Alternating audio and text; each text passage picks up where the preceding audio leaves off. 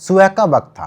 तारीख थी 17 जुलाई 2000 और घड़ी में सुबह के 7:34 हो रहे थे। पटना की गलियों में रोज की तरह चहल पहल शुरू हो चुकी थी। सब्जी वाले ठेले लगा रहे थे, बच्चे स्कूल की वर्दी में भागते जा रहे थे और घरों में चाय के साथ अखबार पढ़ा जा रहा था। लेकिन ठीक उसी समय आसमान में एक कहर बरप रहा था। एक बोइंग 737 हवाई जहाज फ्लाइट 7412 जमीन से बस कुछ मीटर ऊपर पेड़ की टहनियों को छूटा हुआ पंख डगमगाते हुए एक आवासीय कॉलोनी की तरफ गिर रहा था। कॉकपिट में कैप्टन अरविंद सिंह वंगा और को पायलट मंजीत सिंह सोहनपाल जिंदगी और मौत की लड़ाई लड़ रहे थे। सिस्टम की बीपिंग अलार्म, स्टॉल वार्निंग और फुल थ्रॉटल इंजन की चीख, सब कुछ एक ही वक्त में बज रहा था। लेकिन वो नाकाफी था। प्लेन तेजी से नीचे की तरफ गिर रहा था और फिर धड़ाम, पहले एक पेड़ से टकराया, फिर एक मकान से रगड़ खाई और अंत में गर्दनी बाग स्कूल के पीछे एक सरकारी कॉलोनी में जाकर आग के गोले में तब्दील हो गया। धुआं इतना घना था कि पटना का आसमान काला पड़ गया। 60 जाने गई, 55 प्लेन में और 5 जमीन पर। लेकिन एक चमत्कार हुआ। एक किशोर लड़का मलबे के बीच से बिना एक खरोच के बाहर निकल आया। अब सवाल ये उठता है कि आखिर ये हादसा हुआ कैसे, गलती कहाँ हुई, क्या ये तकनीकी खराबी थी या फिर इंसानी चूक। आइए इस कहानी की शुरुआत शुरू से करते हैं। सुबह 6:51 पर कोलकाता के नेताजी सुभाष चंद्र बोस एयरपोर्ट से फ्लाइट 7412 उड़ान भरती है। प्लेन में कुल 52 पैसेंजर थे। इनमें से एक परिवार ग्लास्को से आया था। 6 क्रू मेंबर जिसमें दोनों पायलट्स भी शामिल थे। प्लेन था बोइंग 737-2A8 जो 1980 में बना था, यानी पूरे 20 साल पुराना। पहले ये इंडियन एयरलाइंस के पास था, फिर इसे अलायंस एयर को लीज पे दे दिया गया था। लेकिन ये प्लेन कोई दूध का धुला नहीं था। 1986 में तिरुचिरापल्ली एयरपोर्ट पर इसने रनवे को स्क्रैप कर दिया था। रोल्स रॉयस ने तो 2 हफ्ते पहले ही अपना सर्विस कॉन्ट्रैक्ट खत्म कर दिया था। ब्रिटिश सरकार ने अपने नागरिकों को इस एयरलाइन में यात्रा न करने की चेतावनी दी थी। फिर भी फ्लाइट टेक्निकली एयरवर्दी था। सी चेक हो चुका था, मेंटेनेंस रिपोर्ट क्लियर थी। कैप्टन बग्गा के पास 4000 प्लस घंटे के उड़ान का अनुभव था, जिसमें से ज्यादातर बोइंग 737 पे।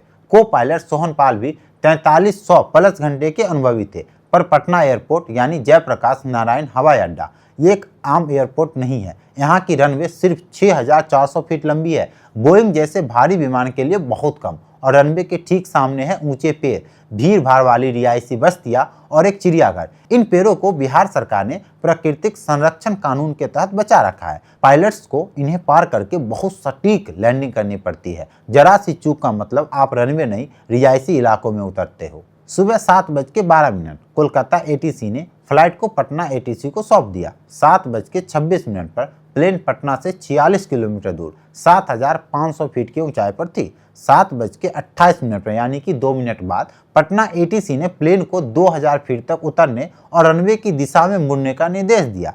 अब यहाँ पर सबसे पहली और सबसे खतरनाक चूक हुई। प्लेन न तो मुड़ा, न ही ऊंचाई कम की।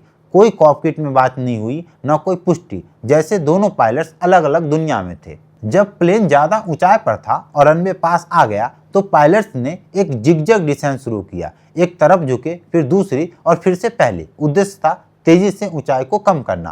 फ्लैप्स को 1 डिग्री, फिर 5 डिग्री, फिर 15 डिग्री और फिर 40 डिग्री पर सेट किया गया। लेकिन तब भी बहुत ऊंचे थे। फ्लाइट जब रनवे से सिर्फ 2 किलोमीटर दूर थी तब भी उसकी ऊंचाई 1284 फीट थी, जबकि आदर्श ऊंचाई 600 से 650 फीट होनी चाहिए।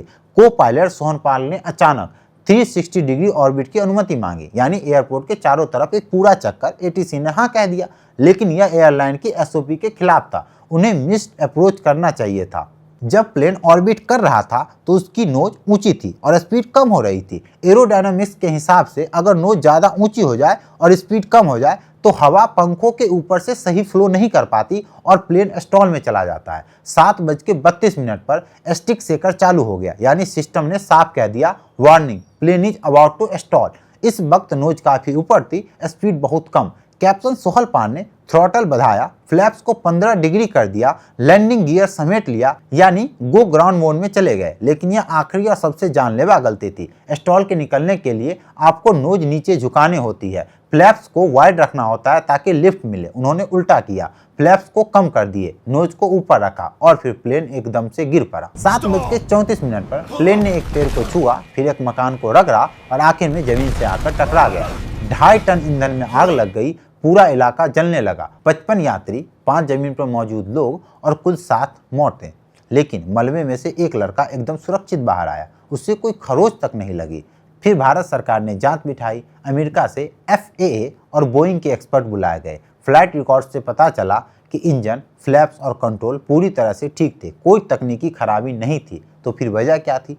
एक के बाद एक पायलट की गलतियां, सही वक्त पर डिसीजन न करना, SOP के खिलाफ ऑर्बिट करना, स्टॉल के वक्त गलत रिस्पॉन्स देना, आपसी संवाद की कमी, ये सब कुछ मिलकर बना एक मौत का स्क्रिप्ट। लेकिन इससे कुछ सीखने को मिला।